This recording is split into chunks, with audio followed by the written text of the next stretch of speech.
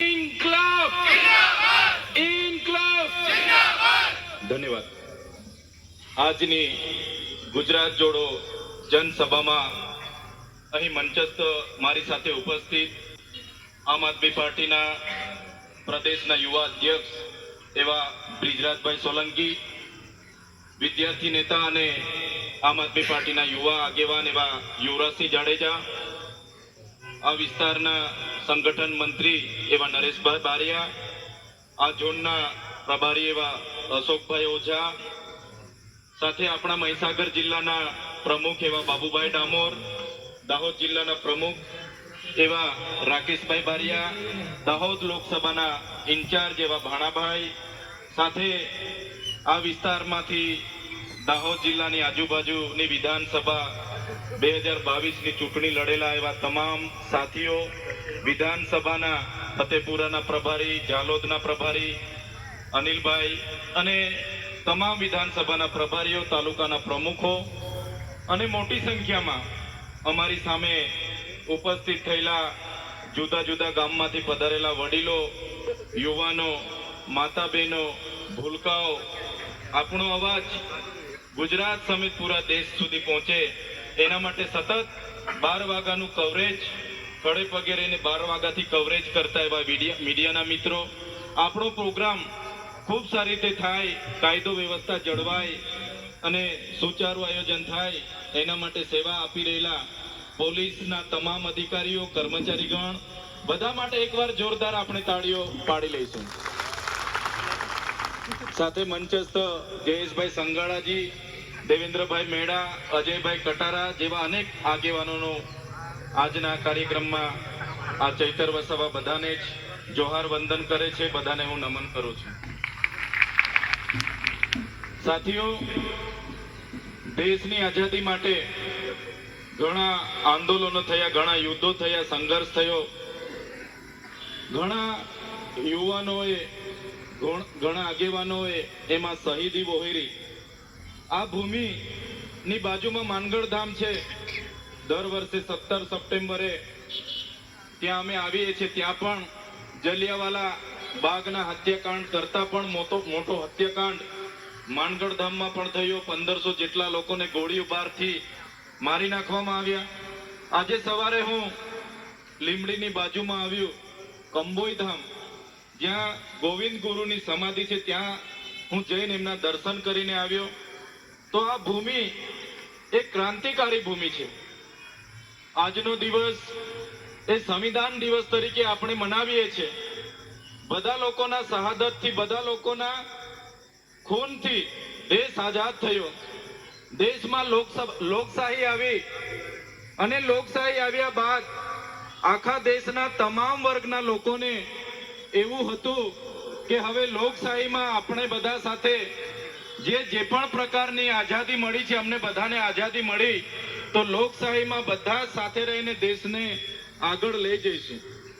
પણ સાથીઓ, જે પ્રકારે આગળના વક્તાઓએ કીધું એ પ્રકારે બાબા સાહેબે જ્યારે બંધારણ બનાવ્યું, એમની આખી ટીમે બંધારણ બનાવ્યું અને બંધારણ જ્યારે એમણે દેશના રાષ્ટ્રપતિ, દેશના વડાપ્રધાનને એમણે સુપ્રત કર્યું, ત્યારે એમણે કીધું કે આ બંધારણ બીજા દેશોના કોઈ પણ બંધારણ કરતા પણ વિશેષ બંધારણ છે, જેને કોઈ પણ દેશનું બંધારણ ટક્કર નહીં મારશે, એ પ્રકારનું બાબા સાહેબે બંધારણ બનાવ્યું છે। ત્યારે બાબા સાહેબના વાક્ય મને યાદ આવે છે। બાબા સાહેબે કીધું હતું, બંધારણ તો ખૂબ સારું, બધા જ વર્ગના, બધા જ જ્ઞાતિના બધા જ લોકોને આવરીને બનાવ્યું છે, પણ બંધારણને અમલ કરનારાઓની જ્યારે ઈચ્છા શક્તિ નહીં હશે તો આ બંધારણ કશું જ કામનું નથી રહેવાનું। અને આજે તમે જોઈ લો, આજે દેશમાં જે લોકો રાજ કરી રહ્યા છે, દેશની આઝાદીમાં એમનું કોઈ યોગદાન નહોતું, અને એ લોકો આજે રાષ્ટ્ર ભાવનાની, રાષ્ટ્ર પ્રેમની, દેશની અખંડિતતાની આપણી સાથે વાતો મોટી મોટી કરે છે। બંધારણમાં તમે જોશો, બંધારણમાં જ્યારે આદિવાસી સમાજમાંથી જયપાલસિંહ મુંડા આપણા સભ્ય હતા, એમણે બંધારણના આર્ટિકલ 371 અંતર્ગત આસામ, સિક્કિમ, મિઝોરમ, મેઘાલય, ત્રિપુરા, નાગાલેન્ડ જેવા રાજ્યોમાં અનુસૂચિત 371 અંતર્ગત એમણે દાખલ કરી. અનુસૂચિત 6 અંતર્ગત એ રાજ્યોની તમામ ગ્રામ સભાઓને સ્વતંત્ર સત્તા આપવામાં આવી. રૂઢિગત ગ્રામ સભાઓને પાવર આપવામાં આવ્યા. જિલ્લા પરિષદોને સત્તા આપવામાં આવી. કોઈ પણ પ્રોજેક્ટ ત્યાં આવે, કોઈ પણ યોજના ત્યાં મંજૂર થાય, એ ચાહે ડેમ હોય, જીઆઈડીસી હોય, જીએમડીસી હોય, રેલવે હોય, એરપોર્ટ હોય કે બુલેટ ટ્રેન હોય, ત્યાંની ગ્રામ સભાની સંમતિ લેવાનું ફરજિયાત છે. ત્યારે ત્યાં કોઈ વડાપ્રધાન કાર્યક્રમ કરવા આવે, દેશના રાષ્ટ્રપતિ કાર્યક્રમ કરવા આવે, રાજ્યપાલ કાર્યક્રમ કરવા આવે કે રાજ્યના મુખ્યમંત્રી કાર્યક્રમ કરવા આવે, અનુસૂચિત 6 લાગુ છે. વિસ્તારમાં ગ્રામ સભાની પરવાનગી ફરજિયાત લેવી પડે છે. કોઈ પણ પ્રોજેક્ટ ત્યાં મંજૂર થાય, એની જમીન સંપાદન કરતા પહેલા ગ્રામ સભાની પરવાનગી લેવી પડે, એ વ્યક્તિની પરવાનગી લેવી પડે. આ પ્રકારે પબ્લિક હિયરિંગ કરવું પડે, પછી જ ત્યાં જમીન સંપાદન થાય છે. એ પાવર અનુસૂચિત 6 માં આપેલા છે, બંધારણની કલમ 371 માં આપેલા છે. ત્યારે આજે એ વિસ્તારનો આદિવાસી સમાજ આજે બચેલો છે. ત્યારે આજે ગુજરાતમાં પણ અંબાજીથી ઉમરગામના 14 જિલ્લાઓમાં બંધારણની કલમ 244 ની પેટા કલમ 13 ક અંતર્ગત આપણને અનુસૂચિ 5 ની જોગવાઈ કરીને બંધારણમાં આપણને આપી છે. સાથીઓ, આજે આઝાદીના 78 વર્ષ થયા, પણ આ સરકારોએ અનુસૂચિ 5 આજ દિન સુધી લાગુ નથી કરી.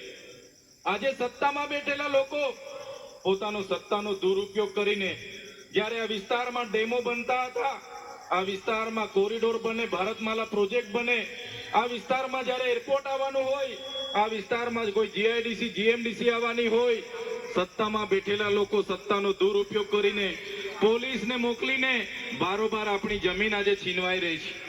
બંધારણમાં 1996 ના પેસા એક્ટની જોગવાઈ છે કે ગ્રામ સભાની પરવાનગી ફરજિયાત હોવી જોઈએ, પબ્લિક હિયરિંગ થવું જોઈએ અને એની સંમતિ હોય તો જ જમીન સંપાદન થાય. પણ આજે એનો કોઈ અમલ કરતું નથી. આજે 1983 માં જે 73 AA માટેનો કાયદો બન્યો, એમાં આદિવાસીઓની જમીનો બીજા કોઈ ખરીદી ના શકે અને આદિવાસીની જમીન બીજા કોઈ વેચી ના શકે, એ કાયદા અંતર્ગત આજે આપણને પ્રાવધાન મળ્યા. પણ તમે આજે જોઈ લો, દરેક જિલ્લાના કલેક્ટરો 73 AA ની જમીનો બારોબાર એમના દસ્તાવેજો બનાવીને આપી રહ્યા છે. ત્યારે સાથીઓ, આપણે બધાએ જાગવાની જરૂર છે.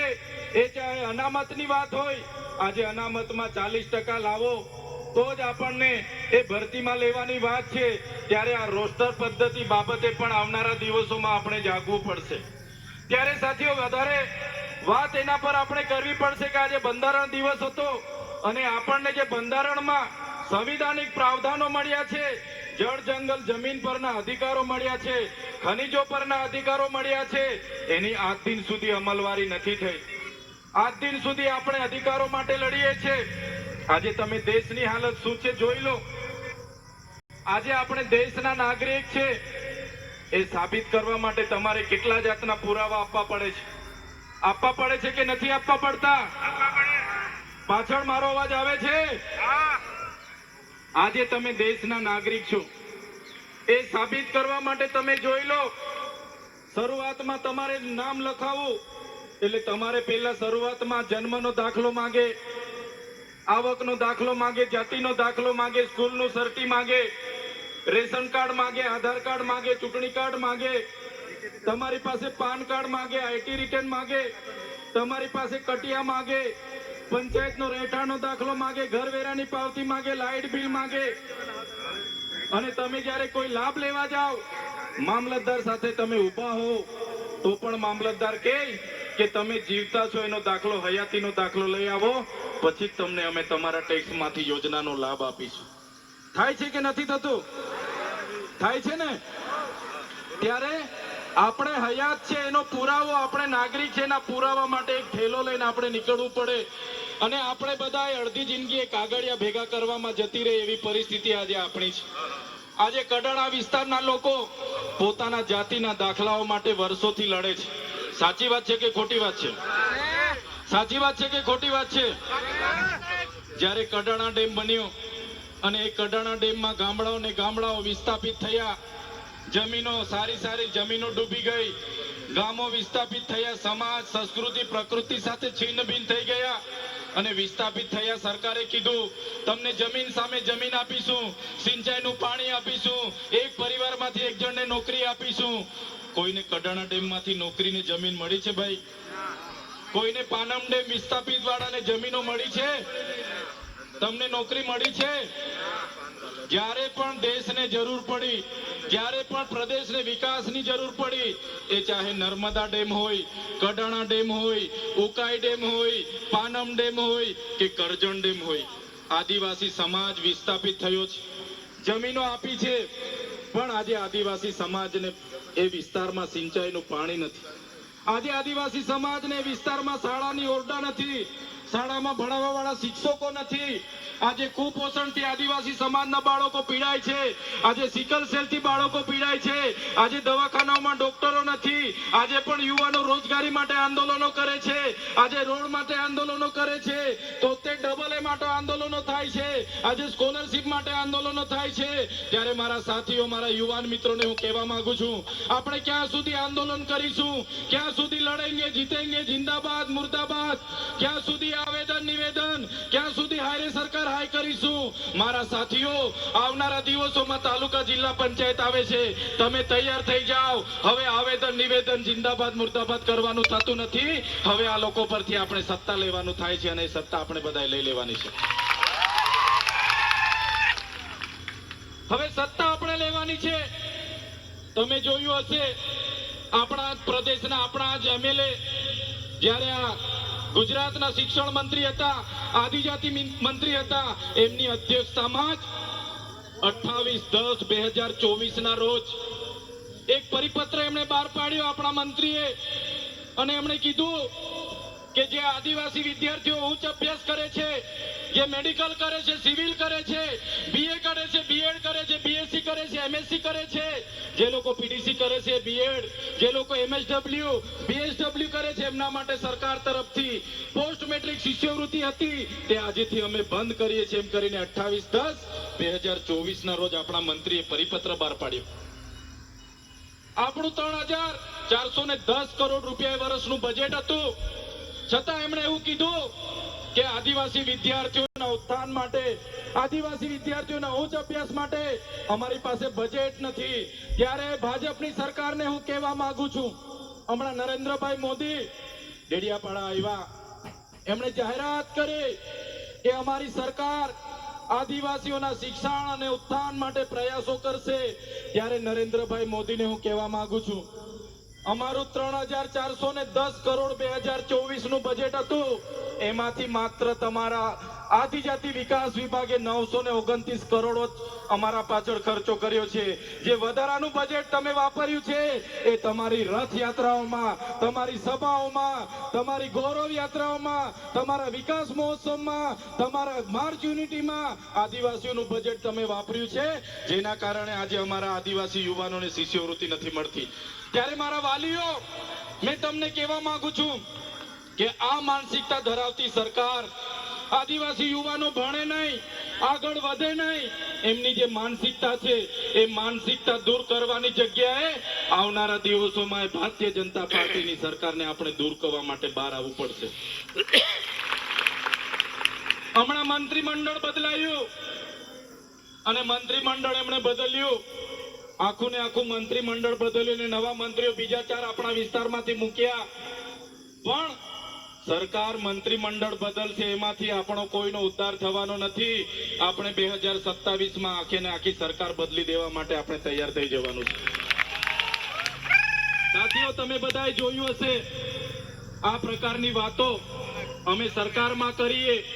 એક બાજુ સરકાર વિકાસ વિકાસ વિકાસ ની વાતો કરે, એક બાજુ ગુજરાત મોડલની વાતો કરે, એક બાજુ વિશ્વગુરુ બનવાની વાતો કરે, એક બાજુ પડેગા ઇન્ડિયા બળેગા ઇન્ડિયાની વાતો કરે, બેટી બચાવો બેટી પઢાવોની વાતો કરે. અને આપણે જ્યારે શિક્ષકોની માંગણી કરતા હોય, આપણે જ્યારે શાળાની માંગણી કરતા હોય, આપણે મનરેગા કૌભાંડની વાતો કરતા હોય, આપણે નલ સે જલમાં થયેલા કૌભાંડની વાતો કરતા હોય, એનું આંદોલન થતું હોય, અમે આગેવાની કરતા હોય, ટેટ ટાટ પાસ પરીક્ષાર્થીઓને કાયમી ભરતી થાય એની માંગ કરતા હોય તો આ ભૂપેન્દ્રભાઈ પટેલની સરકારને ગમતું નથી, આ હર્ષભાઈ સંઘવીની પોલીસને ગમતું નથી, એમની સરકારને ગમતું નથી અને અમને જેલોમાં નાખવામાં આવે છે.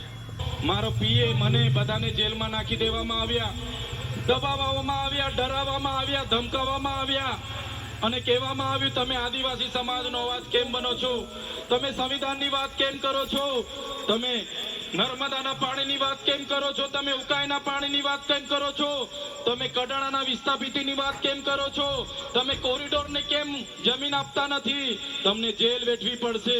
અને એ જ પ્રકારે ગયા વર્ષે પણ હમણાં તમે જોયું હશે જુલાઈની 7મી તારીખે મને એ લોકોએ ઓફિસે બોલાવ્યા અને પૂર્વ પ્લાનિંગ સાથે મારા પર ખોટો કેસ કર્યો. એક સામાન્ય બાબત મામલતદાર ટેબલ પર જામીન આપીને મોકલી દે, એની જગ્યાએ 307 મારા પર લગાડી દેવામાં આવી. મને રાજપીપળા જેલમાં નહીં, ડેડિયાપાડા જેલમાં નહીં, મને વડોદરાની સેન્ટ્રલ જેલમાં નાખી દેવામાં આવ્યો. સયાજીરાવ ગાયકવાડે અંગ્રેજો વખતે એના પહેલા બનાવેલી જેલમાં ખંડર હાલતમાં એકલી કોટડીમાં મને રાખવામાં આવ્યો. મને યાતનાઓ આપવામાં આવી, મારો પરિવાર દુખી, મારા કાર્યકરો દુખી. મને જામીન ના મળે, મારા વકીલોને કોર્ટમાં ના જવા દે, મારા માટે આંદોલન કરે એમને જેલોમાં નાખી દે, એમના મોબાઈલો જમા થઈ જાય. મને જેલમાં મળવા માટે કોઈને પરમિશન નહીં, મારા વકીલોને મળવા ના દે. મને દબાવવામાં આવ્યો, ડરાવવામાં આવ્યો, ધમકાવવામાં આવ્યો અને કહેવામાં આવ્યું તમારે 3 વર્ષ સુધી જેલમાં રહેવું પડશે, તમારે 2 વર્ષ સુધી જેલમાં રહેવું પડશે. અને મેં જેલમાં સાથીઓ તમે જોયું હશે, મેં વગર ગુને સાથીઓ જેલોથી અમે ડરતા નથી, અમારા સાથીઓ જેલોથી ડરતા નથી, પણ જ્યારે વગર ગુને જેલ વેઠવી પડે, વગર જૂને યાતનાઓ વેઠવી પડે ત્યારે દુઃખ થાય છે. અને એ દુઃખ સાથે અમે 80 દિવસ સુધી જેલમાં રહ્યા, એકલી કોટડીમાં રહ્યા, અંધારી કોટડીમાં રાખવામાં આવે, યાતનાઓ આપવામાં આવે અને 2 વર્ષ સુધી રાખવાનું એમનું આયોજન હતું. પણ તમારા બધાના આશીર્વાદ હશે, ઉપરવાળાની મહેરબાની હશે, હું છૂટીને આવ્યો ને તમારી વચ્ચે આવ્યો. ત્યારે આ સરકાર દબાવવા માટે પોલીસનો ઉપયોગ કરે છે. આ ઉત્તમ દાખલો છે. માંડ માંડ તારીખ પર તારીખ, તારીખ પર તારીખ, તારીખ પર તારીખ, તારીખ પર તારીખ ભાજપના નેતાઓ એમની પોલીસ ખોટા સગોંદનામા કર્યા. કહેવામાં આવ્યું કે આ ચૈતર વસાવાને આદિવાસી વિસ્તારમાં નહીં ફરવા દેવાનું, એને અંબાજીથી ઉમરગાંવથી દૂર રાખો. અને તમે જોયું હશે આજે હું ડેડિયાપાડા નથી જઈ શકતો. મને આ લોકોના ખોટા સોગંદનામાના કારણે મારો જે મત વિસ્તાર છે, મારું જે ડેડિયાપાડા છે, જે લોકોએ મને 1 લાખથી પણ વધારે મત આપ્યા, જે લોકોએ મને 34 વર્ષમાં ધારાસભ્ય બનાવ્યો, એમની વચ્ચે એમના સુખ દુઃખમાં આજે હું જઈ નથી શકતો. ત્યાં મારી ઓફિસ છે, મારું ગામ છે, ત્યાં મારું ઘર છે, મારો પરિવાર છે, ત્યાં હું જઈ નથી શકતો. અને અનેક વાર એ લોકો હજુ પણ મને કહે છે, એમના નેતાઓ ધમકી આપે છે, એમના આઈપીએસ અધિકારીઓ ધમકી આપે છે, તમે મોદી સાહેબ વિશે બોલો છો, તમે ભૂપેન્દ્રભાઈ પટેલ વિશે બોલો છો, તમે પોલીસમાં સામે બોલો છો, તમને આવનારા દિવસોમાં ડેડિયાપાડામાંથી તો અમે કાઢ્યા જ છે, આવનારા દિવસોમાં તમને નર્મદા જિલ્લાની બહાર પણ અમે મોકલી દઈશું, ગુજરાતની બહાર પણ અમે મોકલી દઈશું. ત્યારે પોલીસ અધિકારીઓને, એ ભાજપના નેતાઓને, એમના મુખ્યમંત્રીને, એમના નાયબ મુખ્યમંત્રીને હું કહેવા માંગુ છું, તમે મને નર્મદામાંથી કાઢી નાખશો, તમે મને ડેડિયાપાડામાંથી કાઢી નાખશો, તમે મને ગુજરાતમાંથી કાઢી નાખશો, પણ આ ચૈતર વસાવા મારા લોકોના દિલમાં રહે છે. સાથીઓ, આ યાતના અમે વેઠીએ છીએ. આ આમ આદમી પાર્ટી, એમના અરવિંદ કેજરીવાલ, અમારા કાર્યકરો, અમારો પરિવાર દુઃખી હતો, વ્યથિત હતો, પણ તમારો બધાનો સહકાર અમને મળ્યો. તમે બધાએ અમારા માટે પ્રાર્થના કરી, અમારા માટે દુઆ કરી, અમારા માટે ઉપવાસ કર્યા, અમારા માટે માનતા રાખી, વ્રત રાખ્યા અને અમે આજે છૂટીને તમારી વચ્ચે આવ્યા છે. ત્યારે તમને કહીએ છીએ, આ ચૈતર વસાવા એના શરીરમાં